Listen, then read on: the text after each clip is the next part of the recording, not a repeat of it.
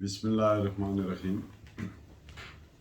आज जो remaining definitions हैं जो प्रोवाइडेड हैं सेक्शन 4 CRPC में, वो हम इंशाअल्लाह ताला इस लेक्चर में उन पर रोशनी डालेंगे।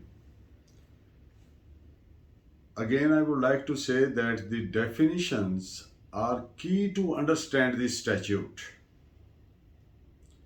कानून बनाने वालों ने ये डेफिनेशंस इसलिए रखी हैं ताकि उस स्टैट्यूट को, उस स्पेसिफिक कानून को इन इट्स ट्रू पर्सपेक्टिव, कि इसको किस तरीके से पढ़ना है, किस तरीके से समझना है, कैसे इसको इंटरप्रेट करना है। इस बात करने का मकसद ये है कि definitions are to be taken as very important something in any statute they may are. First of all, we will discuss section 4D, cognizable offense and cognizable case. Cognizable और नॉन cognizable पे इसकी language पढ़ने से पहले मैं एक चीज़ अर्ज कर दूं, to make it easy to understand, कि हर वो केस या हर वो ऑफेंस जिसमें पुलिस वाला बगैर वारंट के, यानी ऑनरेबल मैजिस्ट्रेरियल कोर्ट से वारंट लिए बगैर जिसमें गिरफ्तार कर सकता है मुलजिम को, वो कग्निजेबल है।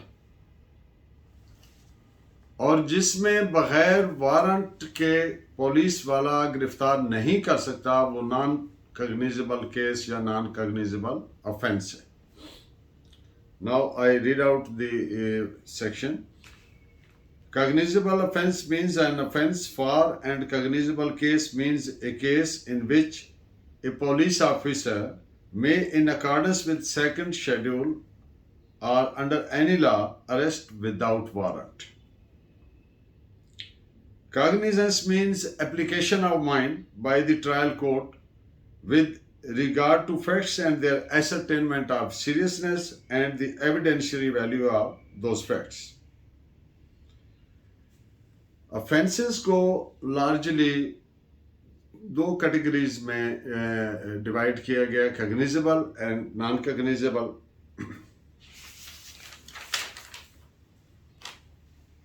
सेक्शन 190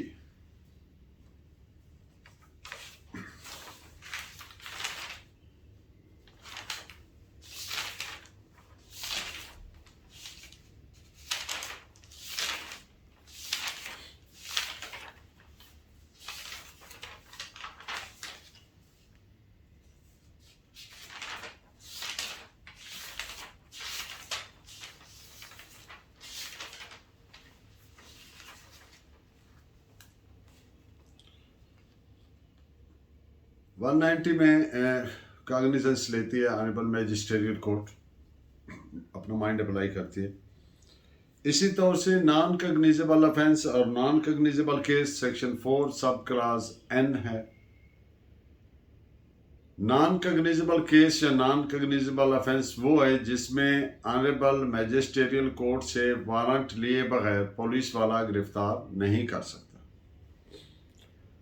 और अगर आपने सर्च करना है किसी भी ऑफेंस को कि ये कैसे पता चलेगा कि ये कग्निजेबल है या नॉन कग्निजेबल है, तो CRPC में एक सेकंड शेड्यूल दिया गया है जिसमें तमाम ऑफेंसेस को एक चार्ट और डिफरेंट कॉलम्स में प्लेस करके there from you can see it.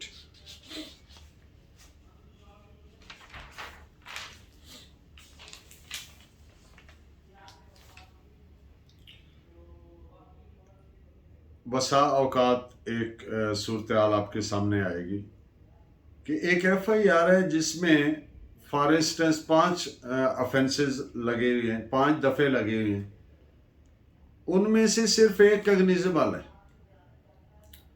और बाकी जो 4 हैं वो नॉन कग्निजेबल है।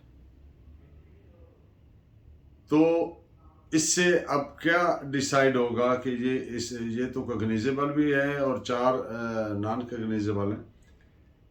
तो हर वो FIR जिसमें अगर कोई एक भी कग्निजेबल ऑफेंस है तो पुलिस वाला कैन अरेस्ट विदाउट वारंट। अगर एक भी नॉन कग्निजेबल ऑफेंस है, रिमेनिंग सारे ही एक कग्निजेबल ऑफेंस है और बाकी सारे नॉन कग्निजेबल ऑफेंसेस हैं, तो फिर भी पुलिस वाला कैन अरेस्ट विदाउट वारंट, क्योंकि there is no concept in CrPC कि पार्टली कग्निजेबल, ऐसी कोई बात नहीं।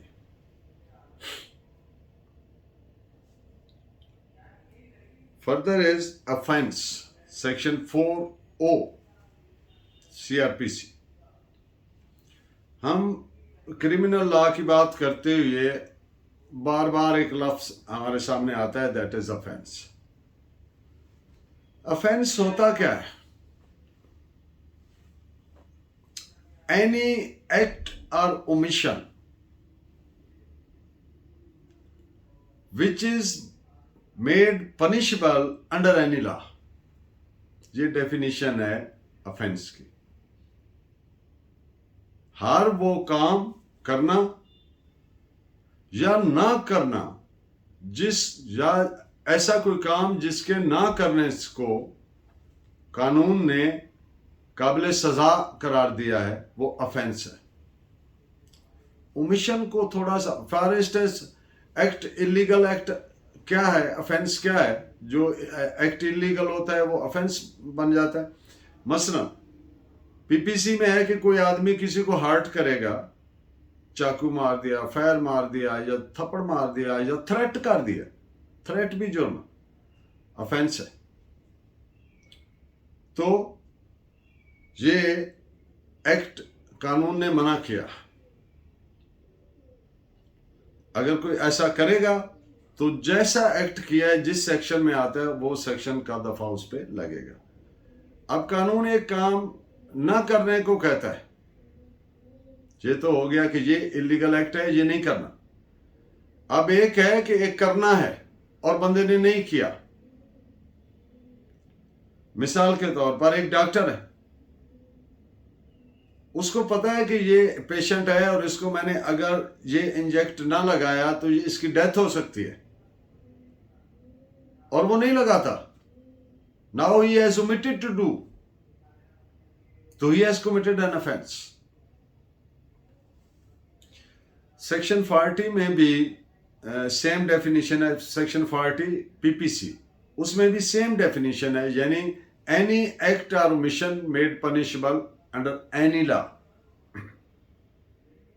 एक बात मैं रिपीट कर दूं, हम पहले एक लेक्चर में भी ये बात कर चुके हैं कि मिसाल के तौर पर अब सेक्शन 40 पीपीसी में भी ऑफेंस की डेफिनेशन है और सेक्शन 4O सीआरपीसी में भी डेफिनेशन है जो सेम है। लेकिन अगर पीपीसी में ना होती और सीआरपीसी में होती तो फिर पीपीसी में जब वर्ड ऑफेंस यूज होता तो हम यही डेफिनेशन उधर तस्वर करते कि यही है, and the vice versa.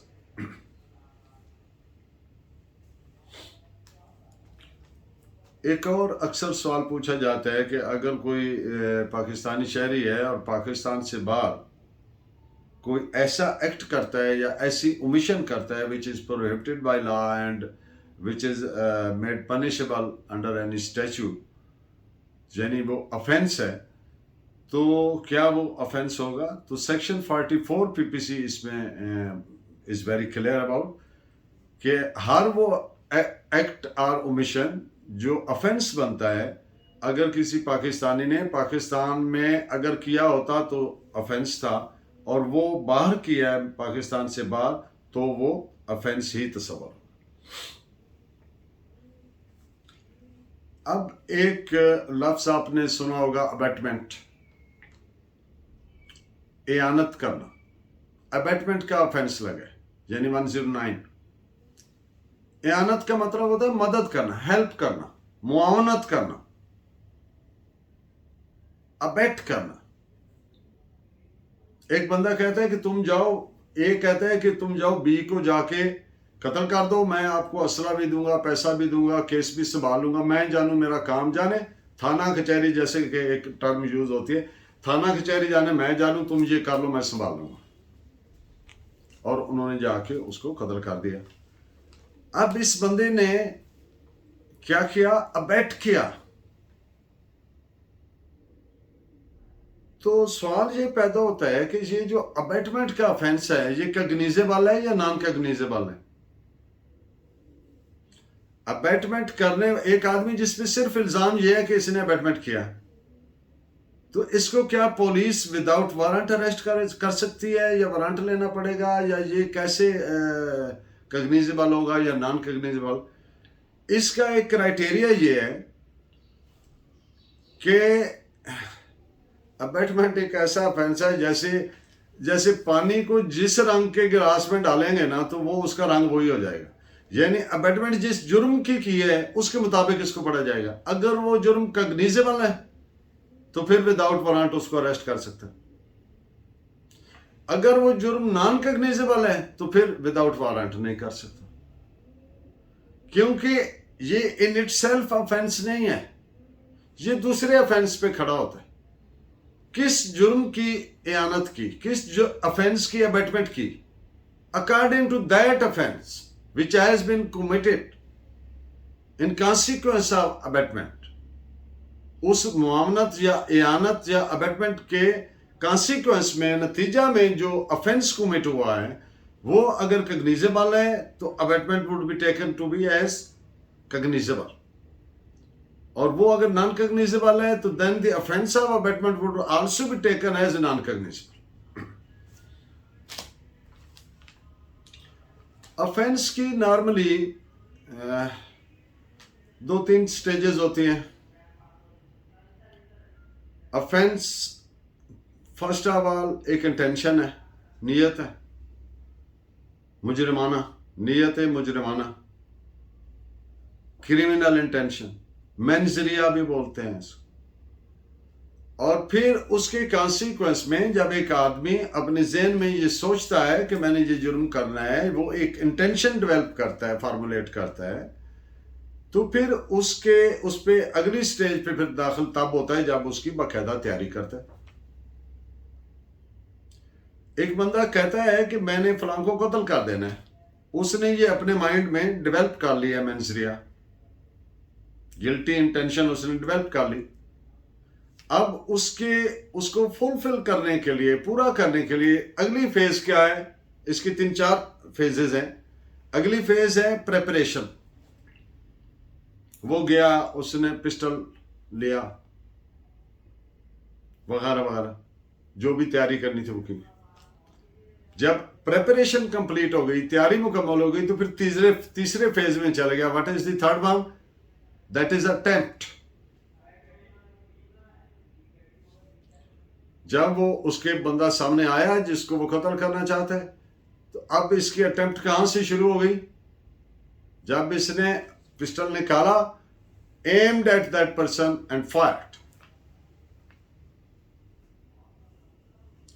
Intention में एक टेंजिबल एक्ट सामने आता है,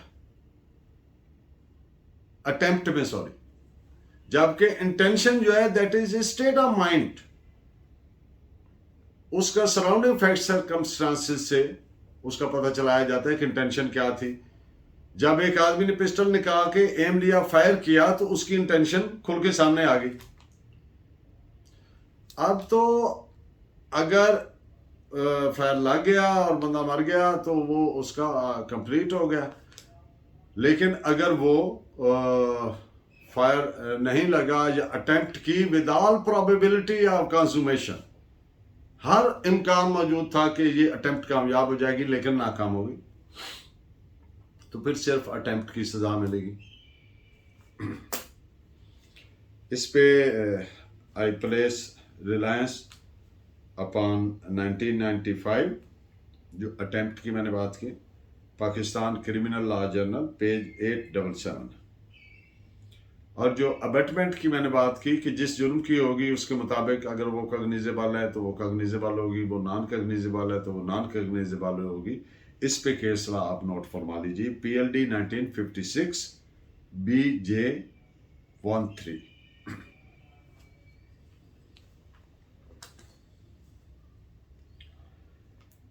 एक और केस ला इस ज़मन में आप नोट फरमाएं, combination of the intention with the action, exposing such intention would make the act or omission an offense। 1999 YLR 533। अब इस जजमेंट में उन्होंने इंटेंशन को भी, एक्ट को भी एक्ट ओमिशन को भी और ऑफेंस को भी बड़े अच्छे तरीके से बयान फरमाया।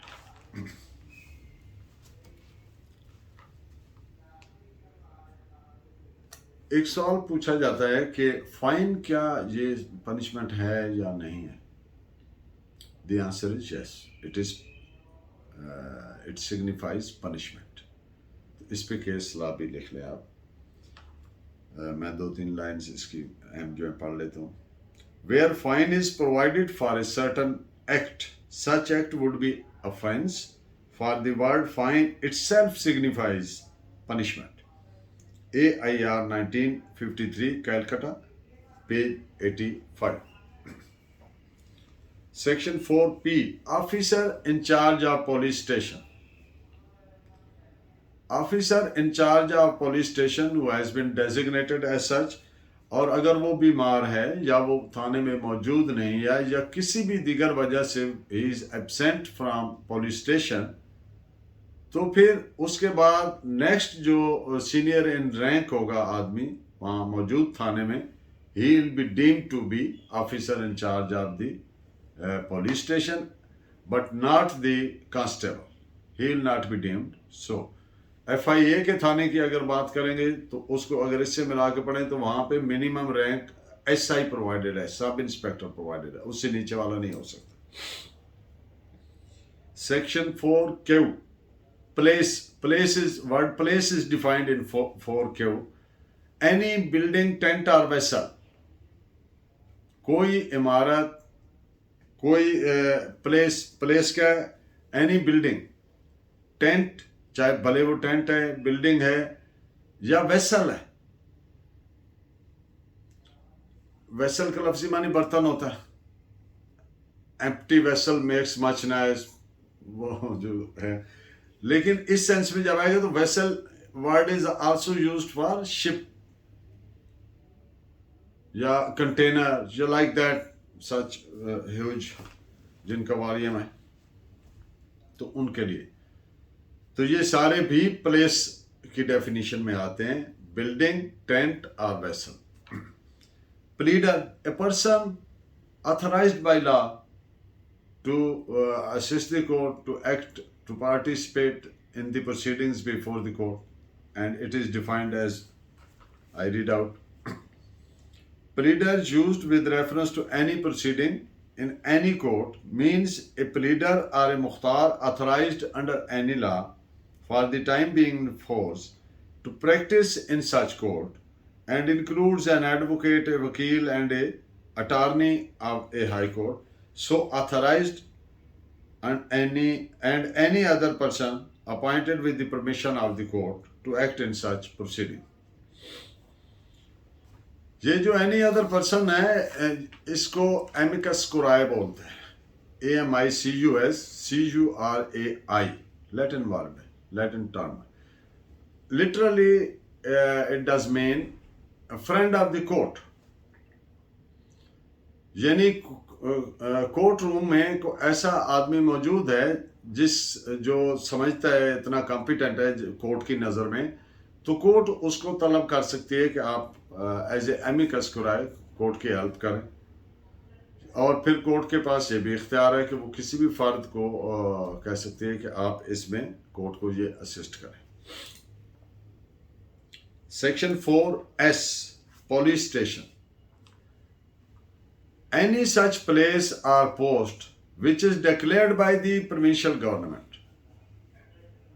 टू बी पुलिस स्टेशन, या कोई और दीगर लोकल एरिया जिसको डिक्लेयर कर दिया जाए कि ये पुलिस स्टेशन है।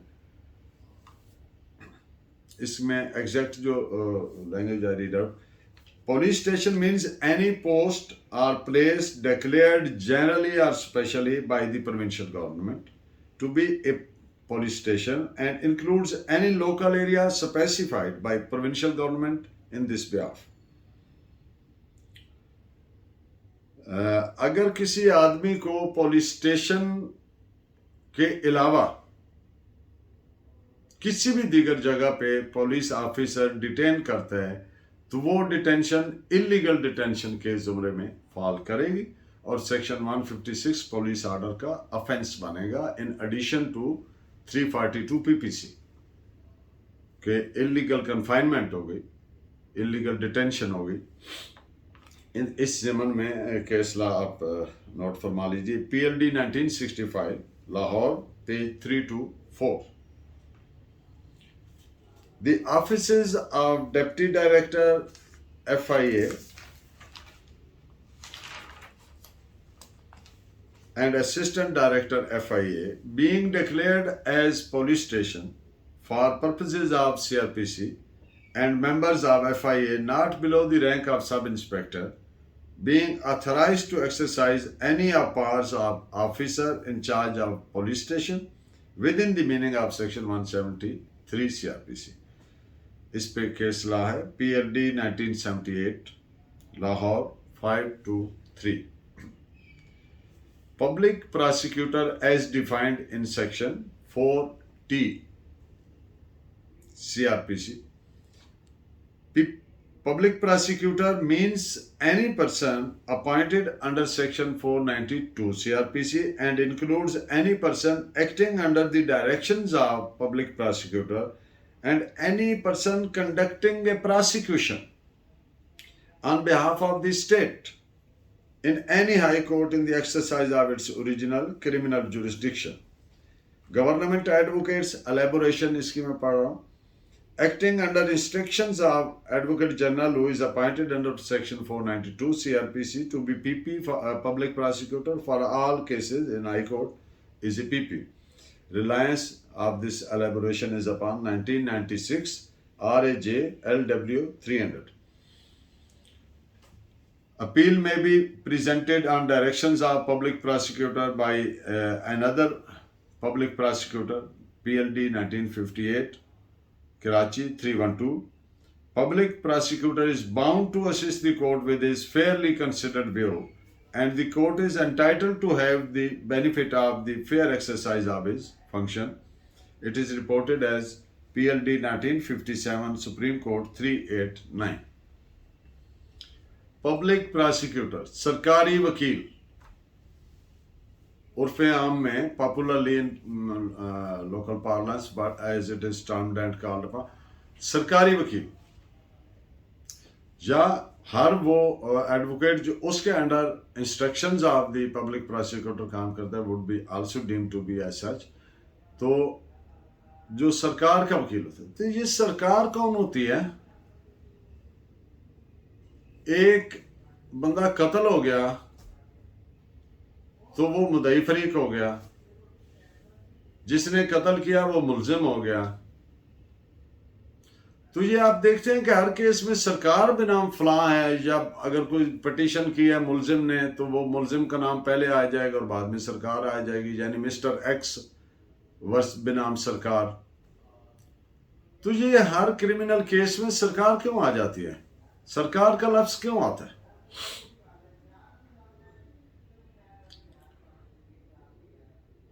सरकार का नाम इसलिए आता है कि सरकार is necessary party, main party in each criminal case.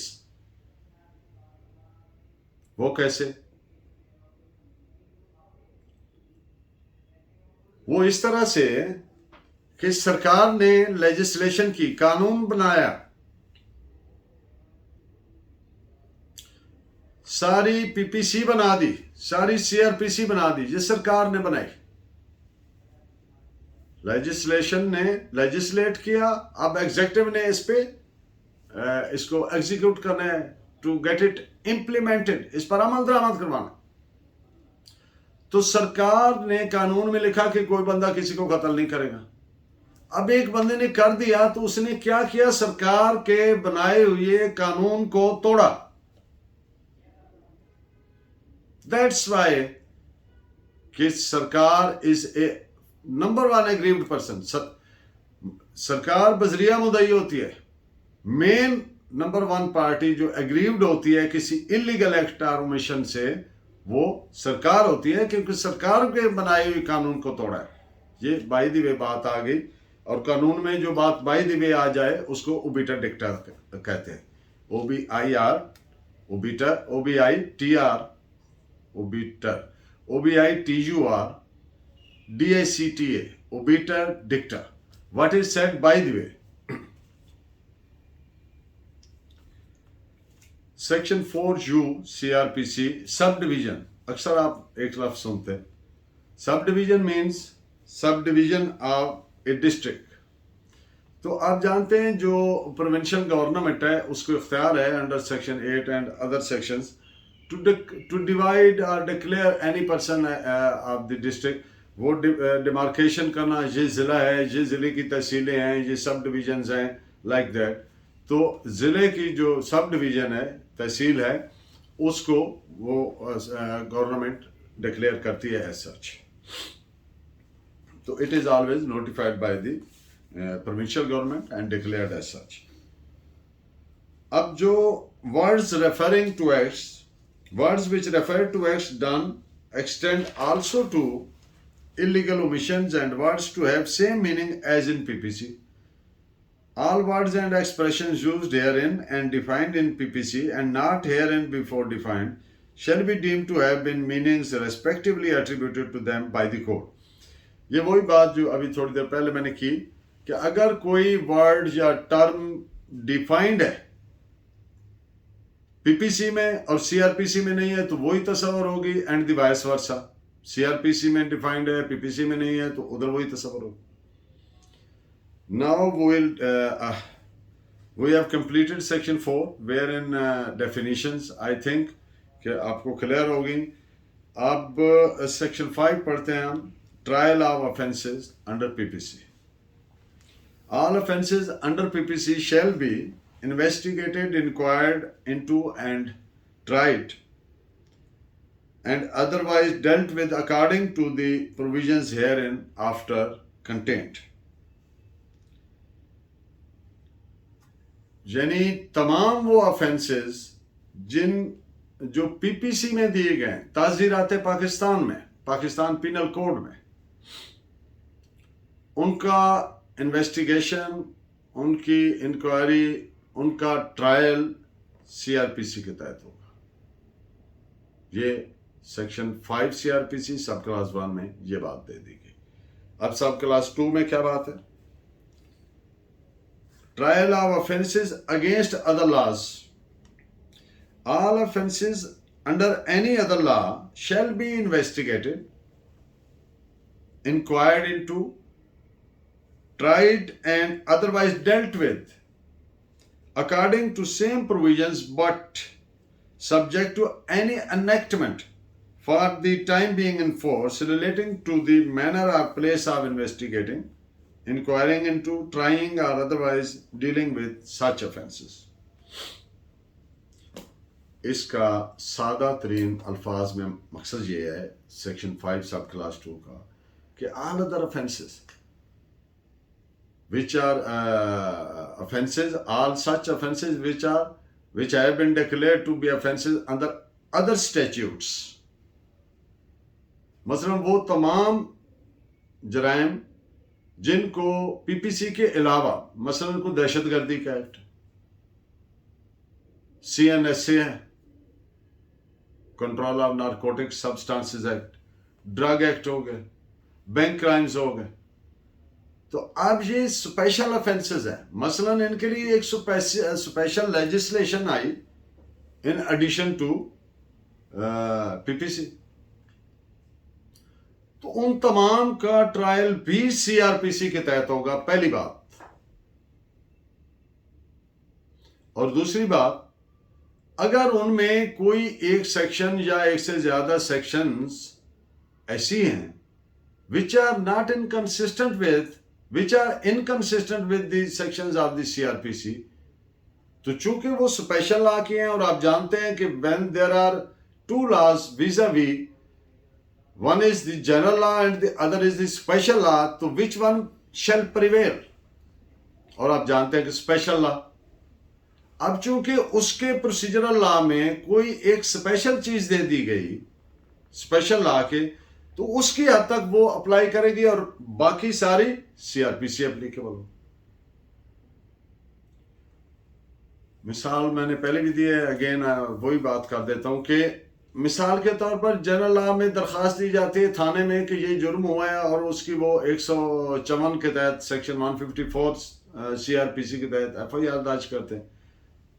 लेकिन प्रिवेंशन ऑफ करप्शन एक्ट है, तो उसमें अगर कोई पर्चा करवाना है, मुकदमा फौजदारी बनाना है, तो उसमें जो दरख्वास्त दी जाएगी उस पर एफआईआर नहीं होगी। उसमें पहले प्रिलिमिनरी इन्वेस्टिगेशन होगी, प्रिलिमिनरी इंक्वायरी होगी, सॉरी इंक्वायरी बोलेंगे उसको, इन्वेस्टिगेशन है, प्रिलिमिनरी इंक्वायरी होगी। और inquiry, as we have already discussed earlier in earlier lecture, the basic and the prime object of inquiry is ascertainment of truth or falsity of effect or issue। तो अब एक public servant के खिलाफ दरखास्त आ गई कि इसने ये अफेंस कमिट किया है, तो अब इसकी इंक्वायरी हो गई कि पता चल जाए कि ये दुरुस्त है या अदरवाइज है। तो अगर वो दुरुस्त है तो फिर एफआईआर दर्ज होगी। अब ये एक थोड़ी सी उससे डेविएशन आई जनरल लॉ से, तो फिर चूंकि ये स्पेशल लॉ है तो इसके मुताबिक चलेंगे, पहले उसकी करेंगे। अब इसमें आगे इसके प्रोसीजरल में और भी थोड़ी सी हैं, यानी अगर वो उसको अरेस्ट करना है तो उसकी अप्रूवल लेनी है, जब एफआईआर देनी है तो उसकी अपने वो उनके ऑफिसर्स प्रेस्क्राइब्ड हैं उनसे परमिशन लेनी है, सो ऑन। लेकिन इसके अलावा जो है उनमें सीआरपीसी एप्लीकेबल। हाँ, एक और बात अर्ज कर दूं कि अगर कोई ऐसी इवेंचुअलिटी है जो स्पेशल लॉ में मिसिंग है तो वो सारा प्रोसीजर सीआरपीसी ले लेंगे। मिसाल के तौर पर माल मुकदमा है, केस प्रॉपर्टी है, प्रिवेंशन ऑफ करप्शन एक्ट की बात कर लें, उसमें देयर इज नो प्रोविजन कि उसका अब क्या करना है। तो सेक्शन 452 सीआरपीसी के तहत वो कन्फिस्केट किया जा सकता है, depending upon discretion of the honourable trial court. तो ये उसकी बात हो गई सेक्शन 5 की। अब एक और बात है कि बाज ऑफेंसेस के बारे में कि ये triable by high court, A B sessions court, C magistrate, तीनों लिखी हुई हैं। Now the confusion can arise कि यार ये हाई कोर्ट में होगा, सेशन में होगा, किस में होगा। इसको बोलते हैं कंकरेंट ज्यूरिसडिक्शन।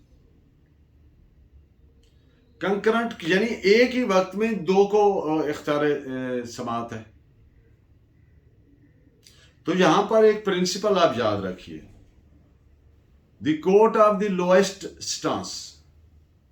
जब कंकरेंट ज्यूरिसडिक्शन है, मिसाल के तौर पर वो हाई कोर्ट को भी है, वो सेशंस कोर्ट को भी है, मैजिस्ट्रेरियल कोर्ट को भी है, तो फिर सबसे छोटी कोर्ट कौन सी है? Magisterial court of the first instance, सबसे छोटी अदालत। फिर वो ट्राई करेगी। फिर ये नहीं होगा कि जी मेरी मर्जी, ये देखे ना हाई कोर्ट भी लिखा हुआ है, सेशन भी, no no no. Once there is some concurrent jurisdiction, तो इसका मकसद है कि court of the lowest stance वो ट्रायल करेगी।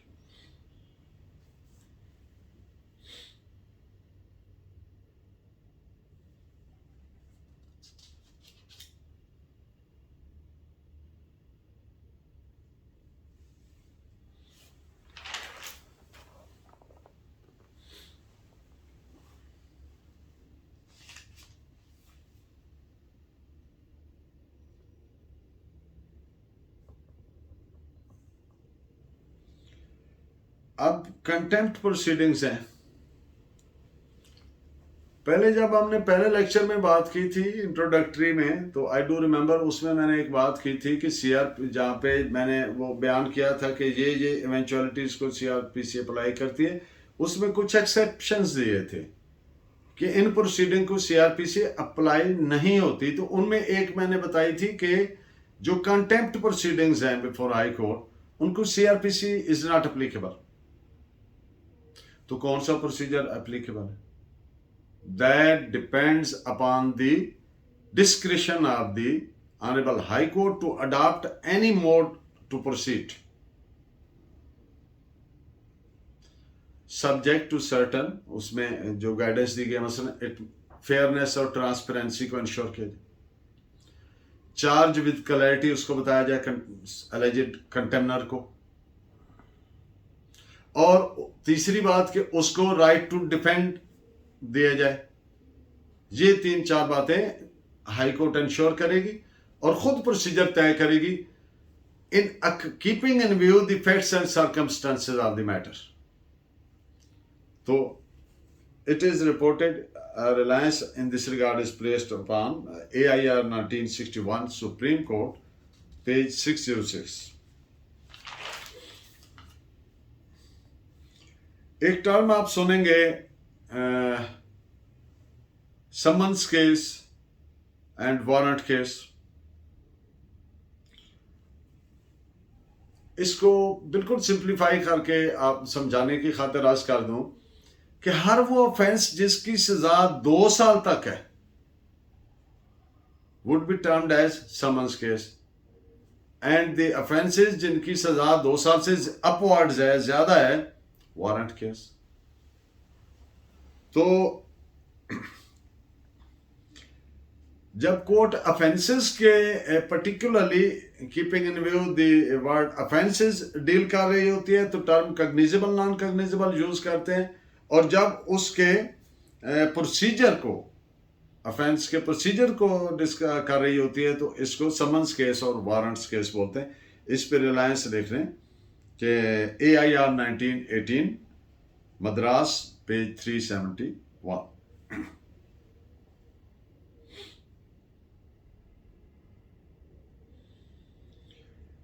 एक और बात ज़हन में रखिए कि इन्वेस्टिगेशन के दौरान अगर कोई इरेगुलरिटी हुई है, कोई बेज़ाब्तगी हुई है, तो उससे जो जुरिस्डिक्शन ऑफ द कोर्ट है वो कभी अफेक्ट नहीं होगी। इस पॉइंट पे ये केस लॉ लिख रहे हैं, PND 2003 लाहौर पेज 493।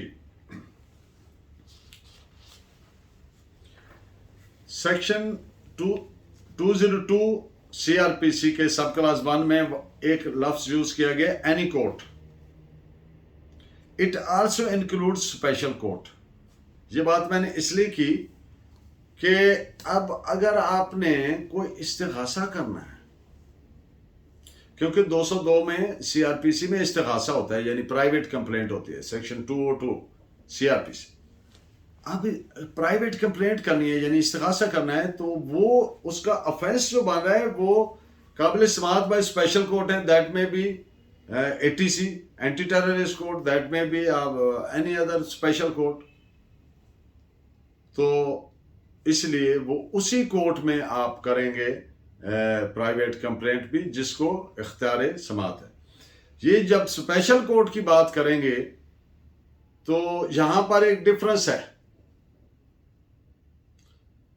वो डिफरेंस ये है कि इस्तिगासा चाहे मर्डर केस का भी है, जनरल लॉ की बात कर रहा हूं, तो वो कहां दायर होगा? मैजिस्ट्रेट, ऑनरेबल मैजिस्टेरियल कोर्ट में। मुदई, पहले जैसे मैंने बताया कि फर्स्ट ऑफ ऑल मुदई का बयान होगा, फिर 202 की कार्रवाई यानी रिमेनिंग एविडेंस उसको कहा जाएगा। तो फिर अगर डिसमोस करना है कोर्ट ने तो 203 के तहत, अगर एडमिट करना है तो 204 के तहत करके उसको नोटिस करना। अब अगर कोई ऐसा इस्तिगासा है जो ट्राइबल बाय स्पेशल कोर्ट है, तो वो भी आया मैजिस्ट्रेट को जाएगा, वहां पे फर्स्ट ऑफ ऑल इंस्टीट्यूट होगा, फाइल होगा और पहला बयान वहां पर होगा। The answer is no. क्यों? इसलिए कि जो स्पेशल कोर्ट्स हैं, those are courts are original jurisdiction. जो कोर्ट ऑफ ओरिजिनल जुरिस्डिक्शन होती है उसके पास एग्जेक्टिव नौयत की पावर्स भी होती हैं, यानी मैजिस्टेरियल पावर्स भी होती हैं। वो रिमांड देना लेना, दहशतगर्दी कोर्ट है तो रिमांड भी वही एक्सटेंड करेगी। मुलजिम अरेस्ट हुआ तो सबसे पहले वहीं पेश होगा जो टाइम प्रेस्क्राइब्ड है उसमें। लेकिन जो सेशंस कोर्ट हैं या एडिशनल सेशन जजेस हैं, those are not the courts of original jurisdiction. Original jurisdiction is lying with the magistrate to be exercised in accordance with law, but just special courts they are courts of original jurisdiction। तो जब इस्तिगासा करेंगे तो फिर original jurisdiction की court में करेंगे। जब उसका एग्जीक्यूटिव या मिनिस्टेरियल एडमिनिस्ट्रेटिव नेचर का काम है तो वो भी वही कोट करेगी।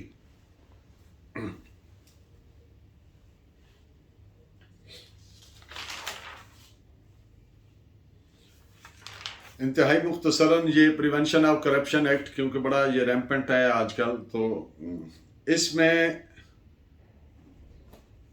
criminal cases against public servants are regulated by Punjab Anti-Corruption Establishment Rules 1985।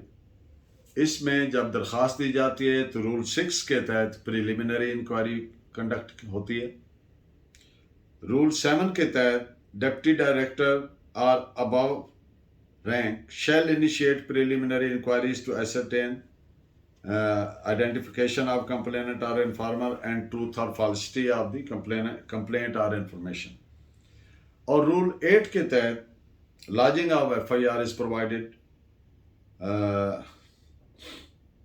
Criminal cases are to be lodged under written orders of officers of establishment as follow। अगर grade 1 से 16 तक के ऑफिसर के खिलाफ पर्चा देना है तो किसका रिटर्न ऑर्डर जरूरी है? Not below the rank of deputy director. अगर ग्रेड 17 से और 18 तक का ऑफिसर है तो फिर एडिशनल डायरेक्टर का रिटर्न ऑर्डर होना मस्ट है, और 19 एंड अबव के लिए director. Rule 9 relates to arrest except in following cases when permission will be accorded by authority. इसमें भी ग्रेडिंग प्रोवाइड की गई है कि अगर इस ग्रेड का अफसर है तो फलां करेगा तो इसका। अब एक बात है कि अगर पाकिस्तान आर्मी एक्ट के तहत एक आदमी का ट्रायल हो रहा है और ड्यूरिंग ट्रायल वो कोई कन्फेशन करना चाहता है तो वो कहां पर आया वही कोर्ट करेगी। The answer is no. वो कन्फेशन रिकॉर्ड होगा, उसका स्टेटमेंट रिकॉर्ड होगा before the concerned area magistrate under section 164 CRPC by adopting the procedure as provided in section 364 CRPC। और in the end of today's lecture I would say कि जब कोई चीज जैसे प्रोवाइड करता है ना स्टैच्यू, वो वैसे ही करनी है या नहीं करनी। इसको अगर अंग्रेजी में बोलूं तो when something is provided by law to be done in a particular manner, then that thing must be done in that manner alone or not at all। जैसे प्रोवाइड किया गया है वैसे ही करना है। एक मिसाल दे देता हूं, ये नहीं हो सकता नमाज पहले पढ़ाएं वुजू बाद में कर लें, ऐसा नहीं है। जैसे प्रोवाइड किया गया प्रोसीजर ऐसे ही प्रोसीड करना है या फिर करना ही नहीं है। तो इस पे रिलायंस लिख लें, इस बात पे मेरा PLD 1996 लाहौर पेज 454। ये मैंने इस बात पे रिलायंस इसलिए कहा कि कोई बात मैं अपने से नहीं करता, जो लॉ में प्रोवाइडेड है मेरा एक भी लफ्ज अपना नहीं है, ताकि कोई ऐसी बात ना हो। तो आपका बहुत शुक्रिया। होप के ये लेक्चर आपके लिए बेनिफिशियल रहेगा। इन द नेक्स्ट लेक्चर इंशाअल्लाह ताला we would be discussing with commencing our lecture from section 6 up to 21 in one lecture। और ये कोई इतना इंपॉर्टेंट लेक्चर नहीं है, आप देख लें तो आपकी ठीक है, बेहतर है, ना भी देखें तो खैर है।